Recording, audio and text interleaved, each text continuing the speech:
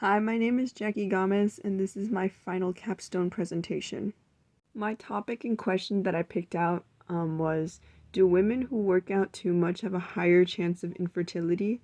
How much does exercising too much affect your menstrual cycle?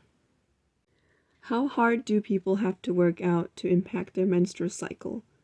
With intense exercise and caloric deficits, defective signs can start to show, causing things like irregular periods and or missed periods. Basically, caloric deficiency is not going to cause this, but severe caloric deficiency can cause a problem later on. Sometimes even exercise might not be the problem, and there may be a deeper underlying reason why someone's menstrual cycle is off. Diet can play a role when you're getting close to your cycle, as you tend to lose a lot of important vitamins and nutrients during those times. Needing to fuel on iron, fiber, and making sure you get the proper caloric intake during these times. Low iron due to blood loss. What hormones impact the menstrual cycle? The hormones that get affected would be estrogen, progesterone, follicle stimulating hormones, also known as FSH, and luteinizing hormones, known as LH. FSH and LH are released from the pituitary gland, and estrogen and progesterone are produced in the ovaries. The cycle consists of follicular phase, ovulation, and the luteal phase. More in depth with the reproduction cycle. The hypothalamic pituitary gland, also known as HPG, would be affected because it won't be able to regulate the reproductive function. This would cause low estrogen levels. Then this would cause missed, also known as amenorrhea, or irregular periods. As a result, this would mean that there would be a fertility issue coming into play. Also, if this continues, this can create other long-term effects like bone loss due to low estrogen levels, decreased bone minerals, which can cause things like osteopenia and osteoporosis. Increased in injuries, stress fractures, and joint issues, also an impact on mood due to hormonal imbalances. Mechanisms behind it.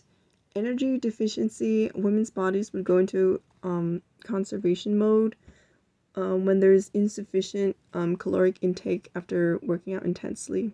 Hormonal disruption, LH and FSH would be reduced. Amenorrhea, disruption in the hypothalamic signaling due to physiological stress and hormonal suppression. Physiological functions. The reproductive system, it would disrupt the hormonal cycle, which would cause anovulation and, of course, amenorrhea. Low estrogen causes the uterine lining not to develop properly. Bone health. Low estrogen would increase the chances of osteopenia and osteoporosis. Metabolic rates. If you're suffering from chronic low energy, this can reduce the resting metabolic rate, which would also impact the thyroid function. These would also affect leptin and insulin hormones. The anatomical structures that would be affected would be the following: the hypothalamus, pituitary glands, ovaries, and the uterus. Treatments and preventions. Making sure to maintain a balanced caloric diet intake before and or after working out for a long time. Tracking menstrual cycles and consulting a doctor in case of continuous abnormalities and ways to get back on track with regulating your menstrual cycle. Allowing yourself to have recovery days and or weeks. Also balancing out the intensities, varying on the days you would like to work really hard or light. Creating an appropriate workout schedule. Taking care of yourself both physically and mentally. They go hand in hand when recovering. Doing hormone therapy if the case has become too severe. Things like estrogen replacement therapy and contraceptives are a way to start. In other cases, if there's a potential eating disorder causing this problem, then it would have to be appropriately addressed and the proper treatment to be able to fix the other health problems. With enough time and support from loved ones, there is a way to recovery. A vital sign of it working would be the return of a regular cycle and an overall well-being. The diagnosis.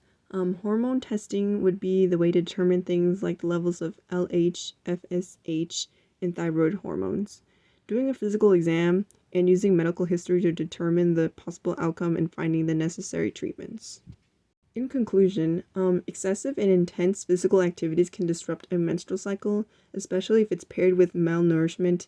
It can become such a big problem to women's health. The potential outcome of this would be hormonal imbalances, infertility, and completely stopping the menstrual cycle. By getting the proper medical help and making sure to balancing your exercise intake and nutrition, it can help you prevent this problem. These are the sources that I used for my presentation. Thank you for listening.